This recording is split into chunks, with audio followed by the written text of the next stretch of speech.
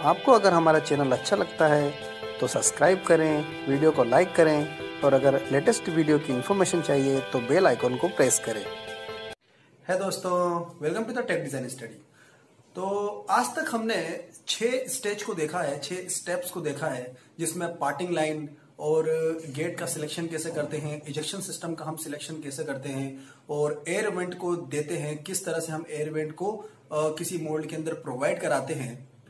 Core insert और cavity insert का इस्तेमाल हम क्यों करते हैं किसी भी मोल्ड के अंदर, कूलिंग सिस्टम का सिलेक्शन किस तरह से करते हैं, तो इसके बारे में हम बात कर चुके हैं। और साथ ही साथ इन सब का किस तरह से हमको डिजाइन करना है और किस तरह से हमको कौन कौन सी सावधानियां रखना है, कौन कौन से प्रिकॉशंस रखना है, तो इसके बारे में हम पिछले लेक्चरों में हम बात कर चुके हैं। अब हम देखेंगे फाइनल स्टेप, जो कि है स्टेप नंबर 7, जो कि है मोल्ड लेआउट और कंप्लीट एक सेक्शन व्यू, जो कि हम कंप्लीट एक मोल्ड के लिए बनाएंगे। तो दोस्तों, अब हम एक उस स्टेज पे पहुंच चुके हैं जहां पर हम एक कंप्लीट मोल्ड डिजाइन का, जो कि हमने कंप्लीट मोल्ड डिजाइन कर चुके हैं, उसका एक प्लान व्यू बनाएंगे, जिसमें सबसे पहले इंप्रेशन, कोर और केविटी, जो कि कोर इंसर्ट और केविटी इंसर्ट है, और रनर और स्प्रू के लिए हम एक बेसिक प्लान व्यू बनाते हैं। तो दोस्तों, सबसे पहले मैं आपको यह बताता हूं कि प्लान व्यू या फिर मोल्ड का लेआउट और किसी मोल्ड के लिए सेक्शन व्यू क्यों जरूरी है। जब भी किसी मोल्ड का हम डिजाइन कंप्लीट कर लेते हैं, तो जब वो प्रोडक्शन में जाता है या फिर मैन्युफैक्चरिंग के लिए जब हम उसकी प्लेटों को भेजते हैं, तो वहां पर उसके एक एक पार्ट का सही से विजुअल होना चाहिए। जब भी आप सेक्शन व्यू को देखते हैं कि तो उसमें पता चलता है कि कौन सी प्लेट किस सीरीज में लगी है और किस तरह से हम मोल्ड की असेंबली करेंगे, तो वो आपके ड्राइंग से पूरी तरह से क्लियर होना चाहिए। तो मोल्ड के लेआउट से और सेक्शन व्यू से आपको चाइल्ड पार्ट के और साथ ही साइड गाइड बुश और गाइड पिलर की जो पोजीशन है उसके बारे में आपको एग्जैक्ट पोजीशन पता चलती है। और इजेक्टर ग्रिड में जो रिटर्नर पिन लगी होती है, इजेक्टर पिंस जो लगी होती है, जो बोल्टिंग होती है, वो सभी की पोजीशन आपको एग्जैक्ट पता चलती है, जिससे आप किसी मोल्ड की मैन्युफैक्चरिंग आसानी से कर सकते हो। तो इस डायग्राम में दोस्तों आपको दिख रहा है कि जो स्क्रू बुश है और साथ में इंप्रेशन, जिसके अंदर कोर और केविटी भी है, तो कोर और केविटी के अंदर ही इंप्रेशन आपको इसके अंदर मिलेगा। और साथ में रनर की पोजीशन को सबसे पहले हम इसमें दिखाते हैं। अब इस व्यू को दिखाने के लिए हमको इसके स्केल को रिड्यूस करना पड़ता है, क्योंकि जो एक्चुअल मोल्ड होता है वो बड़ा होता है, लेकिन जब पेपर अपर आप प्लान व्यू बनाते हैं तो वो बेसिकली थोड़ा छोटा होता है। अब इस प्लान व्यू में मैं कुछ और एलिमेंट को ऐड करता हूं, जिसमें कि मोल्ड के जो चाइल्ड पार्ट होते हैं, जैसे बोल्टिंग या फिर रिटर्नर पिन, और साथ में जो उसमें रेस्ट बटन होते हैं, उनकी पोजीशन डिफाइन होती है।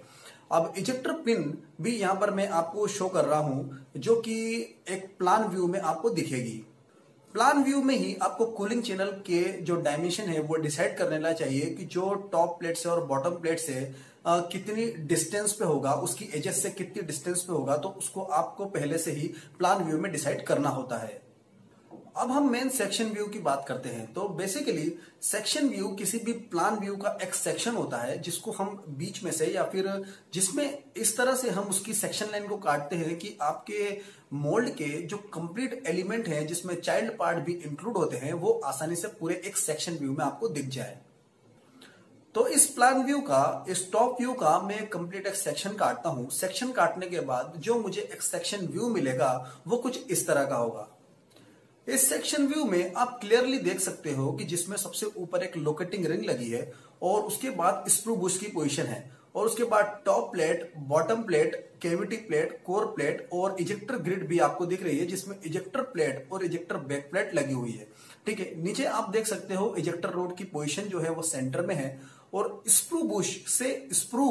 को आप देख सकते हो, और यहां पर आपको रनर भी शो हो रहा है, और केविटी को और कंपोनेंट को भी आप यहां पर क्लियरली देख पा रहे हो। ठीक है, तो इससे पूरे कंप्लीट एक मोल्ड की पोजीशन पता चल जाती है कि कौन सा जो पार्ट है वो किससे अटैच है और कहां पर आपने बोल्टिंग कर रखी है, और कौन सी प्लेट किस प्लेट के साथ अटैच हो रखी है।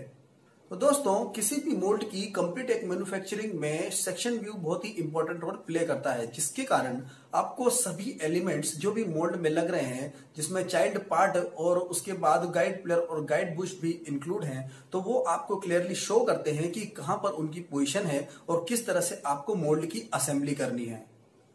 तो इस तरह से दोस्तों आप किसी भी प्लास्टिक कंपोनेंट के लिए, किसी भी पार्ट के लिए आप कंप्लीट एक मोल्ड को स्टेप बाय स्टेप डिजाइन कर सकते हो। तो ये 7 स्टेप का इस्तेमाल करके आप अपने प्लास्टिक कंपोनेंट के लिए, जो भी आपके पास कंपोनेंट आता है, उसके लिए आप मोल्ड का डिजाइन करना शुरू कर सकते हो।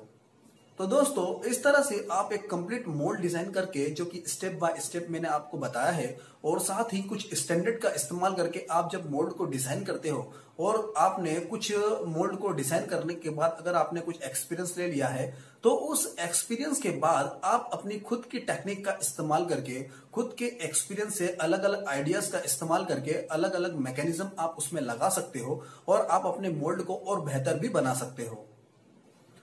तो ये था दोस्तों वीडियो मोल्ड लेआउट के और सेक्शन व्यू के बारे में मैंने आपको बातें बताई, और साथ ही 7 स्टेप मोल्ड डिजाइन का लेक्चर यहाँ पर खत्म होता है। और इसके बाद मैं 2 लेक्चर और लेके आऊंगा, जिसके अंदर मैं कंप्लीट एक मोल्ड को डिजाइन करके बताऊं। एक फ्लेंज हाउसिंग का जो मैंने आपको कंपोनेंट बताया था, उसी फ्लेंज हाउसिंग कंपोनेंट के लिए एक मल्टी कैविटी मोल्ड मैं आपको बना के बताऊंगा, जिससे आपको ये 7 स्टेप का यूज करके आप किस तरह से कंप्लीट मोल्ड को डिजाइन कर सकते हो। तो उन 2 वीडियो को देखकर आपको अच्छे से समझ में आ जाएगा। ओके दोस्तों, अगर आपको हमारे लेक्चर अच्छे लगते हैं, जो कि मोल्ड डिजाइन और टूल डिजाइनिंग के बारे में है और मैकेनिकल इंजीनियरिंग को मैं साथ में लेके चलता हूं, और अगर आप हमारे चैनल के साथ बने रहना चाहते हैं, तो आप हमारे चैनल को सब्सक्राइब कर सकते हो, वीडियो को लाइक कीजिए, और अगर लेटेस्ट वीडियो के बारे में इंफॉर्मेशन चाहिए तो आप हमारे चैनल पे जो सब्सक्राइब बटन के पास में एक बेल आइकॉन है, उसको आप प्रेस कर सकते हो। ठीक है, तो अगले लेक्चर में मिलते हैं, तब तक के लिए दोस्तों बाय।